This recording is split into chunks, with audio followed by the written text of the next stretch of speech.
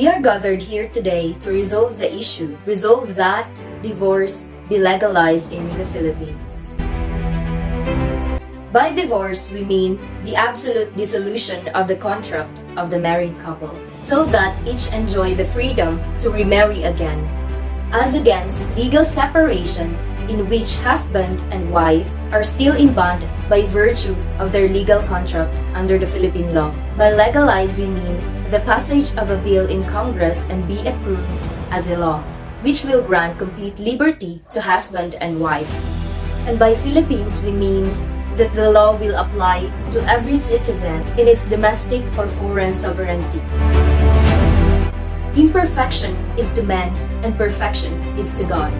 Time and circumstance change, in which systems and conditions at times do no longer respond to the needs of the present. Ladies and gentlemen, we, in the affirmative side, strongly propose that divorce be legalized in the Philippines for the following reasons. It is necessary for us to legalize divorce on account of domestic conflicts that turns even to murder and killings which should have been prevented. Second, that divorce is moral and practicable for the battered woman to be released to that infliction of cruelty, sufferings, and agony. That divorce is beneficial to both the parties and their children as well, so that the emotional, psychological, and social violence undergone by the child or the wife shall be put to an end. Madam Speaker, you said that you want divorce to be legalized. Yes. Do you believe in God? Yes. Ladies and gentlemen, my opponent is a hypocrite, for she believed in God, yet she strongly agreed that the divorce should be legalized, which God Himself stated in Malachi chapter 2, verse 16, "For I hate divorce, says the Lord, the God of Israel." Madam Speaker, are you aware that the couples get married because they love each other? Yes. Ladies and gentlemen, my opponent agreed that the couples get married because they love each other. Why divorce them when they love each other? Madam Speaker, is it not when the couples get married, they take a vow? That is, for better or for worse, till death do us part, so goes the vow, right? Yes. My opponent, ladies and gentlemen, does not understand what is vow. If you promise to stay together for better or for worse, then why should you divorce? Are you to break your promise? Madam Speaker, one of the reasons why couple divorce is if one of the couple is insane, and that the wife is put to the mental hospital, right? Yes. Ladies and gentlemen, if you love your wife and she gets sick, the more you should not divorce because she needs to know that she is sick. What kind of heart and love my opponent has, who abandoned her husband at the time the husband is sickly and helpless. Love is the root of marriage, as both parents are the power source of their children, and the children are the hope of the nation. We, on the negative side, strongly oppose the proposal that divorce be legalized in the Philippines for the following reasons. First, is because a stable home environment has long been recognized as being conducive to healthy child development, and putting divorce in the picture endangers the children. In a research conducted in America, children exposed to parental separation show poorer well-being and mental health during childhood and adulthood, compared with those with parents who never separated or divorced. Second, the link between divorce and suicidal ideations was particularly strong in families. In the journal Psychiatry Research, the study found that men from divorced families had more than 3 times the odds of suicidal ideations in comparison to men whose parents had not divorced. Madam Speaker, there are husbands that are cruel and unreasonable, right? And there are wives who are battered by their husbands every day. And the wife suffers that brutality.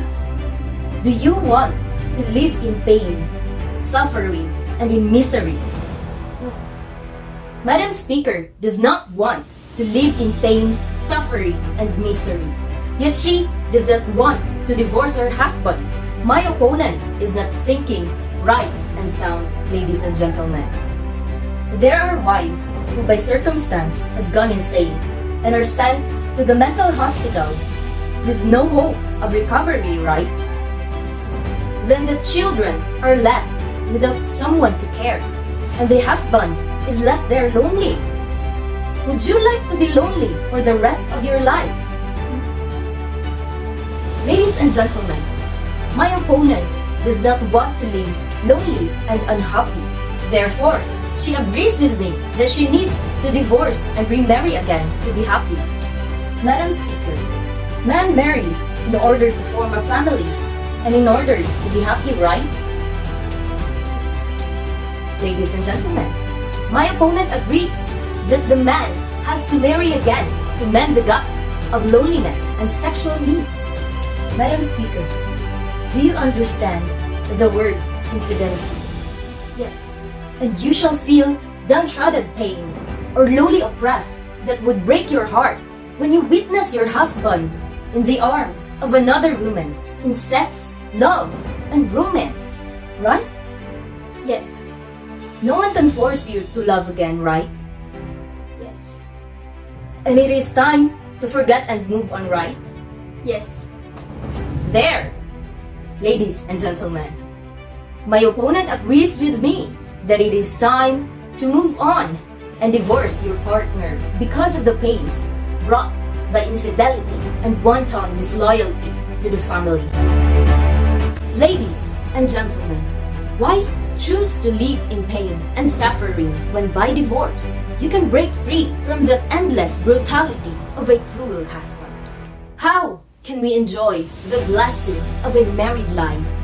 Ladies and gentlemen, God gives permission to divorce. It is a mercy that God gives to the oppressed spouses. Jesus, the Son of God, specifically allowed divorce for infidelity in Matthew chapter 19 verse 9.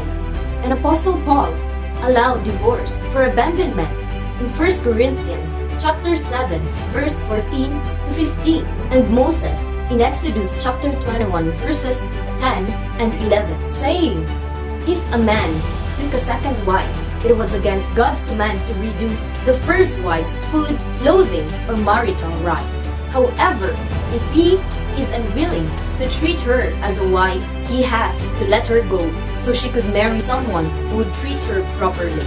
The husband could not treat this woman any way he wants. She is either a wife with rights or she had to be set free." Infidelity, my friends, has been one of the causes of individuals' misery, breaking senses and breaking hearts to the ends of a broken family. Why suffer that piercing knife of unfaithfulness and betrayal when there is a chance to mend that gap of sorrow and despair? How can we enjoy the blessing of marriage when your wife or husband is there in that dimension of senselessness at the mental hospital? What would happen to the coldness of the nights and the call of the human sexual needs and the promise of a happy married life? Is it not the husband's fault or the wife's? Man should not be made to suffer fate and circumstance.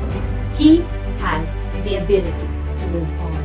Ladies and gentlemen, the ultimate wish and desire of man's existence is happiness. If a man must live in great sorrow and sadness in earth, perhaps no one would wish to be born and live a miserable life in this cyberspace. That is why in sickness and in pain there is an antidote, because man has a power to pose a solution to remedy the enigma of human existence. And divorce is the solution to the enigma of marriage. Ladies and gentlemen, love knows no surrender and love is forever.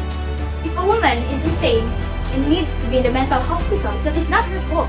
If she is sick now, the more she needs you now. Prayer is the promise of love and care, and for better or for worse, till death do us part. Infidelity is for those who crave for more to satisfy the desire of the flesh, and therefore are contrary to tenets of morality.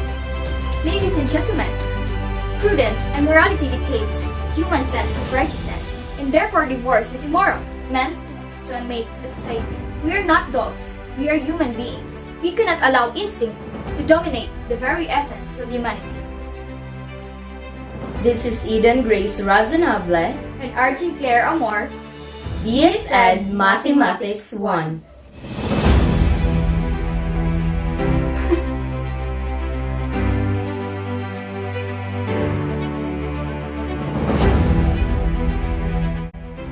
Ayaw mo pag-divorce, kay sayang ang gastos sa kasal.